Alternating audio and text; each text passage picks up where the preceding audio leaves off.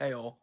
Um, so today I was going to do something different and read a section out of one of Schopenhauer's works. Uh, Schopenhauer is by far my favorite philosopher. He's had the probably the greatest impact on my life, maybe outside of Buddhism. And I wanted to just read the section that I just read that left an impression on me. I figured I would do this just kind of, if I'm being honest, as a way of just getting a video, making a video of the week. Um, This section is from Essays and Aphorisms. This is the Penguin Classics copy. I really enjoyed it, and specifically, I'm going to be reading on aesthetics. If you want to read it for yourself, you can pause here. And here's the other page. I have written some notes on here, and I'll probably mention them as I'm reading it. But if you want to read this for yourself, you can buy a copy on Amazon.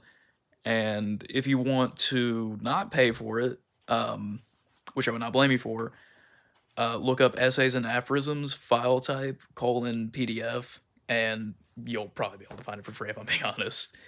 I would recommend buying a copy because this is a very good book. People ought to be rewarded for making good books, even though Schopenhauer is dead. I guess for spreading copies of them. But anyways, I'll go ahead and read the section.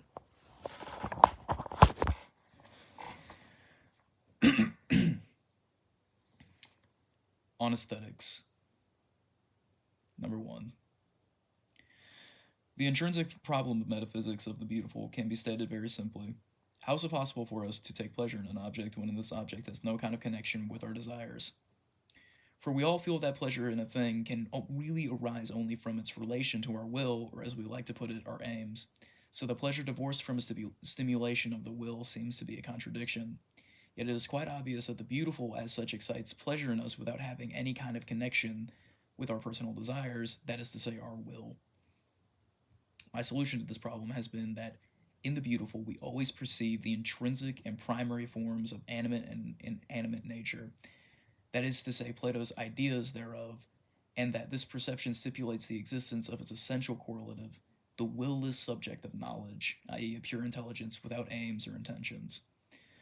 Through this, when an aesthetic perception occurs, the will completely vanishes from consciousness. The will is the sole source of our troubles and sufferings. This is the origin of the feeling of pleasure which accompanies the perception of the beautiful. It therefore rests on the abolition of all possible suffering.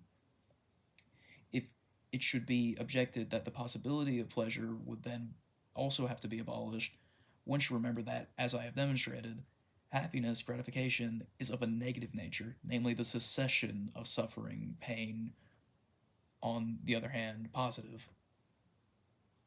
Thus, when all desire disappears from consciousness, there still remains the condition of pleasure, i.e., the absence of pain, in that the individual is transformed from a willing subject into a purely knowing subject, yet continues to be conscious of himself and of his actions as a knowing subject.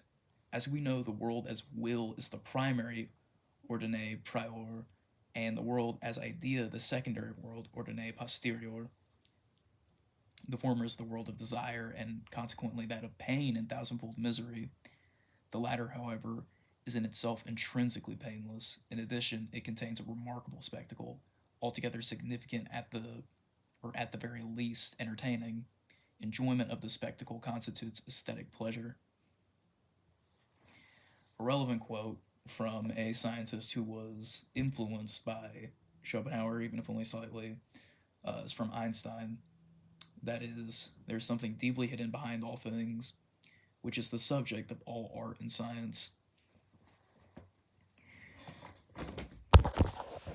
I really like that.